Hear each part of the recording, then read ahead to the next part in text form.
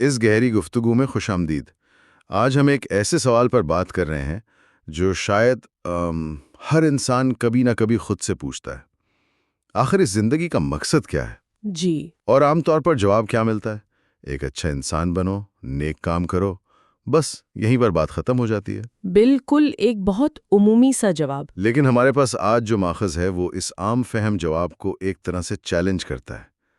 وہ ایک ایسا معیار سامنے رکھتا ہے جو شاید ہم میں سے اکثر نے اس زاویے سے کبھی سوچا ہی نہ ہو۔ جی ہاں، اور یہیں سے یہ گفتگو بہت دلچسپ ہو جاتی ہے۔ ہم قرآن کی سورۃ الملک کی دوسری آیت کی ایک خاص تفسیر کا جائزہ لے رہے ہیں۔ یہ آیت زندگی اور موت کی تخلیق کے مقصد پر بات کرتی ہے۔ بالکل۔ تو اس ماخذ کا بنیادی نقطہ یہی ہے کہ زندگی اور موت کیوں بنائی گئی ہیں، اور جواب، جیسا کہ آپ نے کہا، اتنا سیدھا نہیں ہے۔ یہاں جو چیز اس گفتگو کو غیر معمولی بناتی ہے وہ یہ ہے کہ یہ ماخذ اس آزمائش میں کامیابی کے معیار کی وضاحت کیسے کرتا ہے۔ معیار؟ جی، بات صرف اچھا ہونے کی نہیں ہے، بلکہ اپنے اعمال میں ایک مخصوص معیار فضیلت، ایک ایکسلنس حاصل کرنے کی ہے۔ تو چلیں اس کی تہوں کو کھولتے ہیں۔ زندگی ایک امتحان ہے، یہ بات تو ہم نے کئی بار سنی ہے۔ جی، ایک بہت عام تصور ہے۔ لیکن ہر امتحان کا ایک سوال نامہ ہوتا ہے، ایک کرائیٹیریا ہوتا ہے جس پر پرکھا جاتا ہے۔ اس ماخذ کے مطابق وہ کیا ہے؟ ماخذ شروع کرتا ہے کہ اللہ نے ہمیں زندگی اور موت دی تاکہ وہ ہمیں آزمائیں۔ بالکل درست۔ اور یہ سوچنا ہی بڑا طاقتور ہے کہ پیدائش اور موت کے درمیان جو وقت ہمیں ملا ہے وہ اس امتحان کی مدت ہے۔ پوری زندگی؟ پوری زندگی۔ ماخذ آیت کا حوالہ دیتا ہے، الذی خلق الموت والحیات لیبلوکم، وہ جس نے موت اور زندگی کو پیدا کیا تاکہ وہ تمہیں آزمائے۔ یہ اس پوری بحث کی بنیاد ہے۔ اس نقطہ نظر سے ہمارا ہر دن، ہر فیصلہ، ہر عمل سب امتحان کا حصہ ہے۔ سب اس آزمائش کا حصہ ہے۔ امتحان کسی خاص دن نہیں ہوگا، امتحان تو شروع ہو چکا ہے۔ یہ تو ایسا ہی ہے جیسے کوئی کھلاڑی ہر وقت ٹریننگ میں ہو کیونکہ اسے نہیں معلوم کہ مقابلہ کب ہے۔ کیا خوب مثال دی ہے، بالکل ایسا ہی ہے۔ اچھا، تو آئیے اس آزمائش کی نوعیت کو سمجھتے ہیں۔ آیت کا اگلا حصہ کہتا ہے، ایکم احسن عملا، کہ تم میں سے کون بہترین عمل کرنے والا ہے۔ جی، احسنو عملا۔ یہاں اچھے عمل کی بات نہیں ہو رہی بلکہ بہترین عمل کی۔ یہ ماخذ اچھے اور بہترین میں ایک بہت واضح فرق بتا رہا ہے۔ اور یہی اس پوری دلیل کا نچوڑ ہے، سب سے اہم نقطہ۔ دیکھیں، عربی میں حسن کا مطلب ہے اچھا، لیکن احسن تفضیل کا صیغہ ہے، یعنی سب سے اچھا، زیادہ بہتر۔ زیادہ بہتر، سب سے بہتر۔ یہ ایک تقابلی ڈگری ہے۔ ماخذ یہ کہتا ہے کہ اچھا عمل تو کوئی بھی کر سکتا ہے۔ کوئی بھی؟ مطلب؟ چاہے وہ ایمان والا ہو یا نہ ہو، کسی بھوکے کو کھانا کھلانا، کسی کی مدد کرنا، یہ بظاہر اچھے کام ہیں۔ لیکن اس تفسیر کے مطابق اللہ یہ نہیں دیکھ رہا کہ کون صرف اچھے کام کرتا ہے، بلکہ یہ کہ کس کا عمل احسن ہے، یعنی کوالٹی میں سب سے بہتر ہے۔ لیکن یہاں ایک سوال پیدا ہوتا ہے، ایک بہت اہم سوال۔ جی ضرور۔ کیا اس کا مطلب یہ ہے کہ ایک غیر مسلم ڈاکٹر جو انسانیت کی خدمت میں اپنی پوری زندگی لگا دے، لاکھوں جانیں بچائے، اس کا عمل احسن کے معیار پر نہیں اترتا، صرف اس لیے کہ اس کی بنیاد قرآنی آیت پر نہیں؟ یہ تو ایک بہت سخت معیار لگتا ہے۔ یہ ایک بہترین سوال ہے اور اس تفسیر کی روح تک پہنچتا ہے، اور اس ماخوذ کے مطابق جواب ہاں ہے۔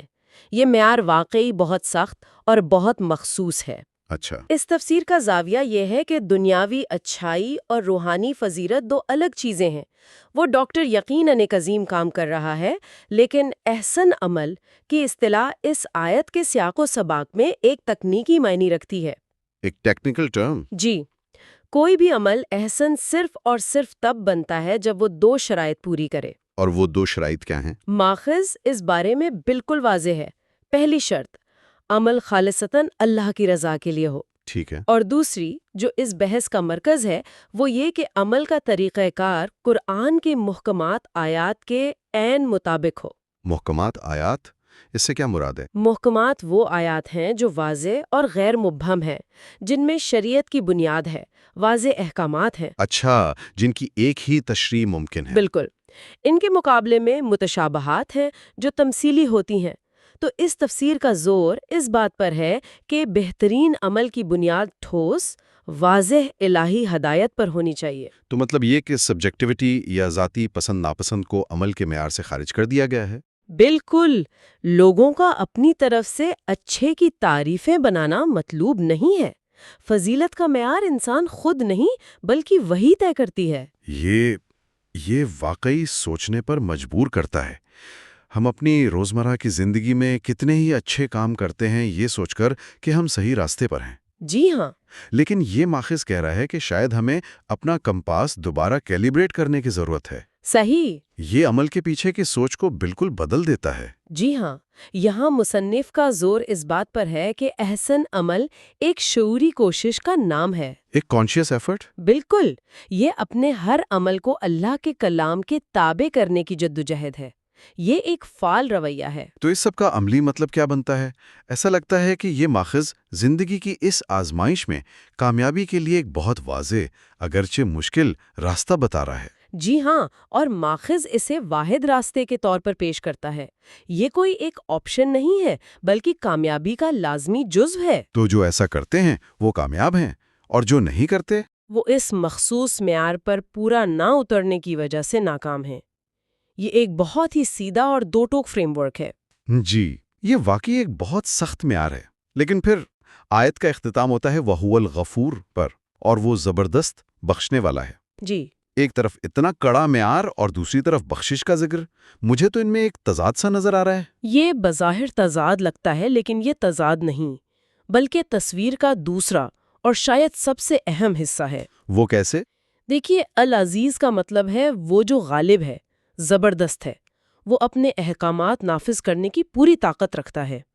یہ معیار کی سختی کو ظاہر کرتا ہے۔ ٹھیک ہے۔ لیکن اس کے ساتھ ہی وہ الغفور بھی ہے، یعنی بے انتہا بخشنے والا۔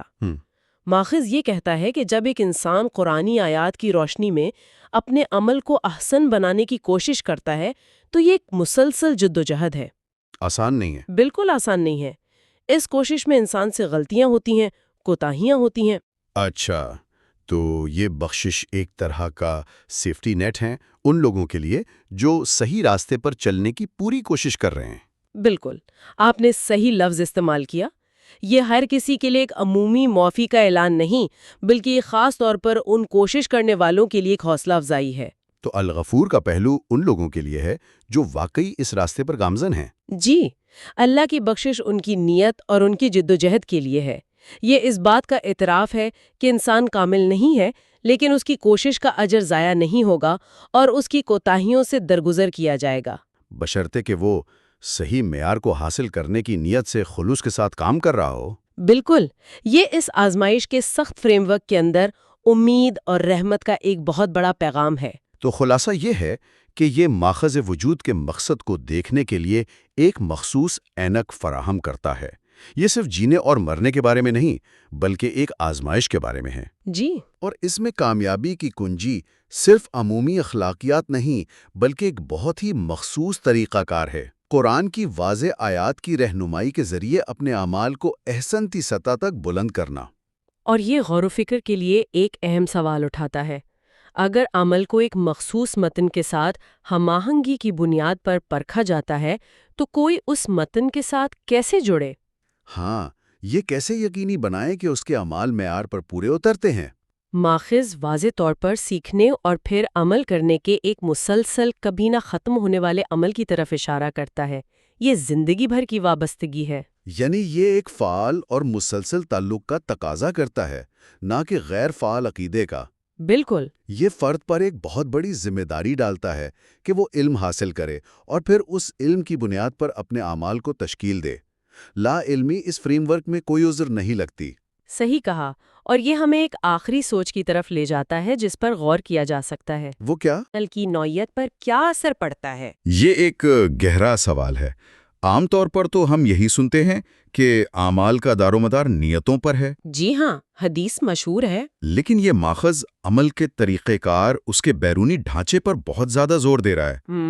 کیا اس سے یہ خطرہ پیدا نہیں ہوتا کہ لوگ عمل کی روح کے بجائے صرف اس کے ظاہری ڈھانچے پر توجہ دینے لگیں؟ مطلب بس یہ آیت کے مطابق ہو، بھلے ہی اس کے پیچھے ہمدردی کا وہ گہرا جذبہ کمزور ہو۔ اور یہی وہ نقطہ ہے جو قابل غور ہے۔ یہ ماخذ یہ نہیں کہہ رہا کہ نیت اہم نہیں، بلکہ اس کا اصرار اس بات پر ہے کہ احسن عمل کے لیے صرف اچھی نیت کافی نہیں۔ عمل کا طریقہ کار بھی صحیح ہونا چاہیے۔ جی، وہ بھی الہی ہدایت کے مطابق ہونا چاہیے۔ تو سوال یہ پیدا ہوتا ہے کہ ایک اچھی نیت سے کیا گیا عمل جو قرآنی ہدایت کے مطابق نہ ہو، اس کی روحانی حیثیت کیا ہوگی؟ اور دوسری طرف ایک ایسا عمل جو بظاہر ہدایت کے مطابق ہو لیکن نیت خالص نہ ہو، اس کا کیا بنے گا؟ بالکل، یہ ماخذ ہمیں عمل کی درستگی پر سوچنے پر مجبور کرتا ہے، اور یہ سوال ہمارے لیے چھوڑ جاتا ہے کہ ایک مومن اپنی زندگی میں عمل کی روح اور اس کے ڈھانچے میں توازن کیسے قائم کرے؟